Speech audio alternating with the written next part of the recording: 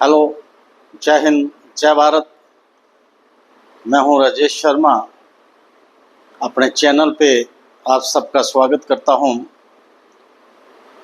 आज के संवाद में मैं फिर से एक महत्वपूर्ण विषय लेके आया हूं। आजकल हर जगह पे ये चर्चा है कि जम्मू कश्मीर में इलेक्शन कब होने जा रहे हैं। किसी भी देश के लिए जो कि डेमोक्रेटिक कंट्री होती है, इलेक्शन उसका पार्ट एंड पार्सल होता है और ये ज़रूरी भी है कि वहाँ टाइम टू टाइम इलेक्शन होने चाहिए। भारत इस बात के लिए जाना जाता है क्योंकि ये विश्व का सबसे बड़ा लोकतंत्र देश है। यहाँ टाइम पे समय समय पे इलेक्शन करवाए जाते हैं। कभी असेंबली इलेक्शंस, कभी पार्लियामेंट के इलेक्शंस, और बहुत सारे विषय उठते रहते हैं। क्या हम देश में एक ही बार इलेक्शन करवाएं जिससे देश को बार बार इलेक्शन में जो खर्चा होता है उससे निजात मिल सकती है। खैर, ये एक इलादा विषय है। हमारा आज का जो विषय है, क्या जम्मू कश्मीर में अब इलेक्शन होने जा रहे हैं। हाल ही में हमने देखा, पिछले 2-3 महीने पहले यहाँ पे पार्लियामेंट के इलेक्शन हुए हैं और लोगों ने बढ़ चढ़ कर हिस्सा लिया। पहली दफ़ा बड़े दशकों के बाद ये देखा गया कि लोग खुल के बाहर आए और वोटिंग परसेंटेज बहुत बढ़िया रही और विश्व भर में इसकी प्रशंसा की गई।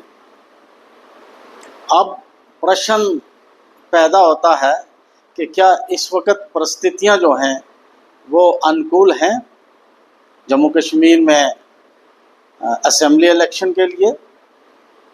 मेरा मानना है, ये मेरी ज़ाती राय है, कि आज परिस्थितियां अनुकूल नहीं हैं।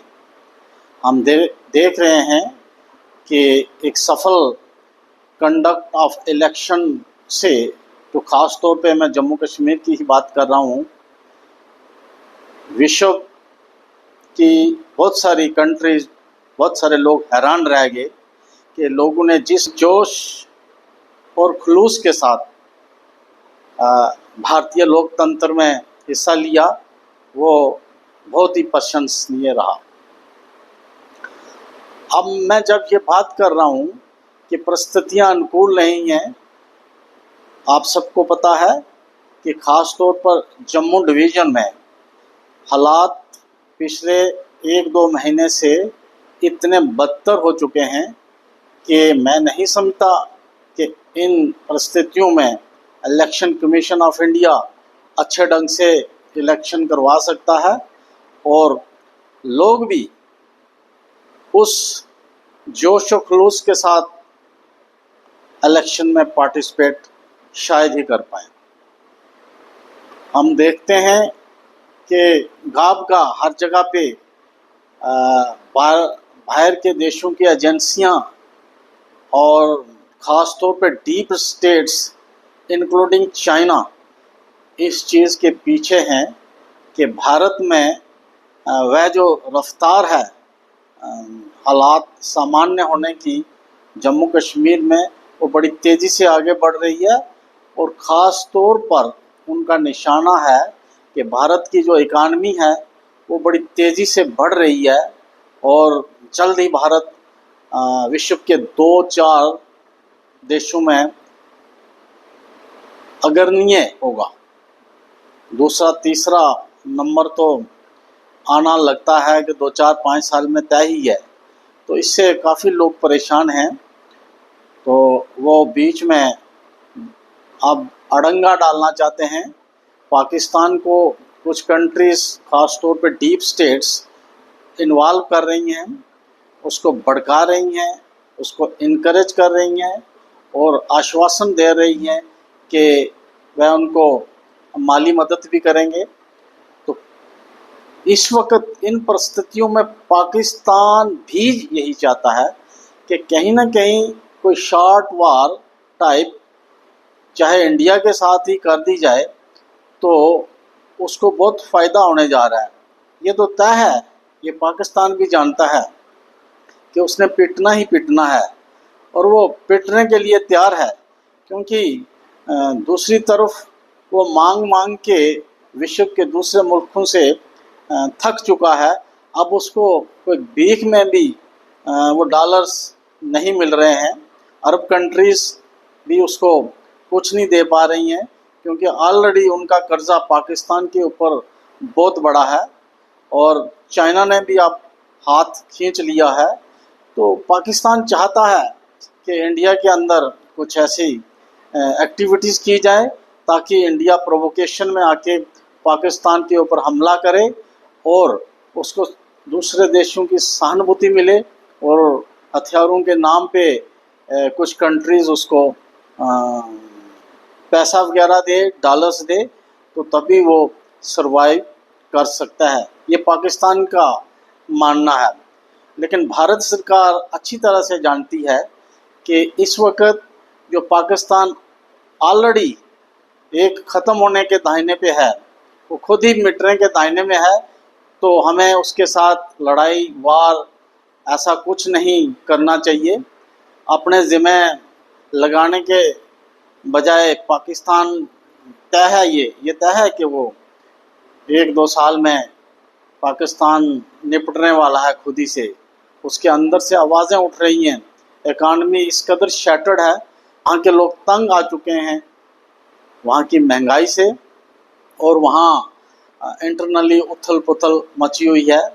बहुत सारी जो मिलिटेंट ऑर्गेनाइजेशंस हैं जिनको पाकिस्तान ने खुद पैदा किया है, वो अब उसी को निपटाने के चक्कर में है। जब मैं कहता हूँ कि भारत सरकार को पाकिस्तान के साथ किसी लंबे युद्ध में मुलव्वस नहीं होना चाहिए, इसका ये अभिप्राय नहीं कि हम पाकिस्तान के साथ अपना हिसाब किताब पूरा ना करें। हम लंबा युद्ध किए बगैर भी पाकिस्तान को सबक सिखा सकते हैं। तो मैं नहीं समझता कि जब तक भारतीय सरकार हमारे जम्मू कश्मीर में हालात को एक प्रॉपर तरीके से पीसफुल माहौल में ना लाए, इलेक्शन करवाना अच्छा नहीं होगा। वैसे भी तो यहाँ के इलेक्शन जो हैं वो 5 साल से ड्यू चल रहे हैं इलेक्शन। पिछले इलेक्शन आज से 10 साल पहले हुए थे।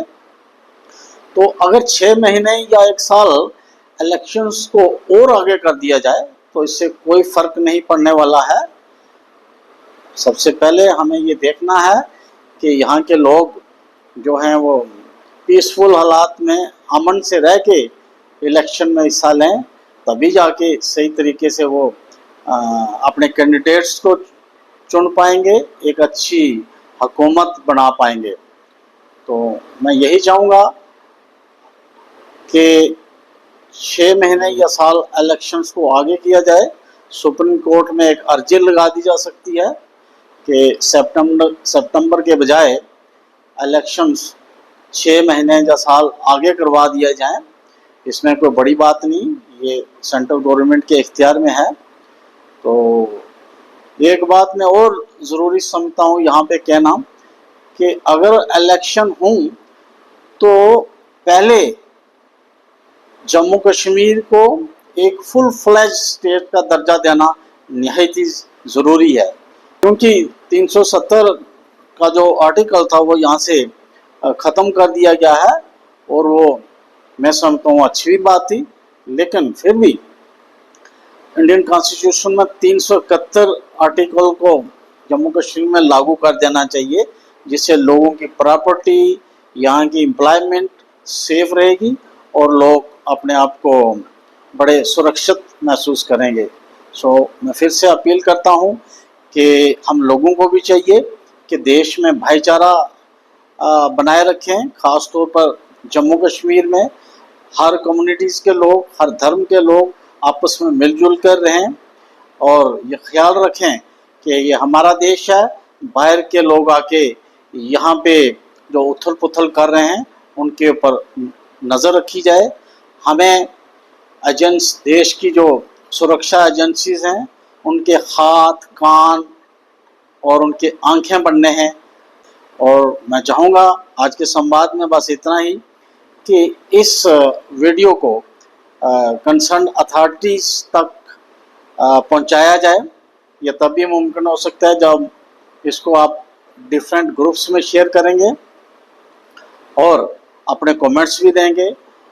ख़ास तौर पे एलजी साहब के नोटिस में ये वीडियो पहुंचना चाहिए, सेंट्रल गवर्नमेंट के नोटिस में पहुंचना चाहिए और इलेक्शन कमीशन ऑफ इंडिया उसको हमारी पुरजोर अपील है कि यहाँ की हालात को मद्देनज़र रखते हुए कुछ देर के बाद इलेक्शन करवाए जाएं। धन्यवाद। जय हिंद।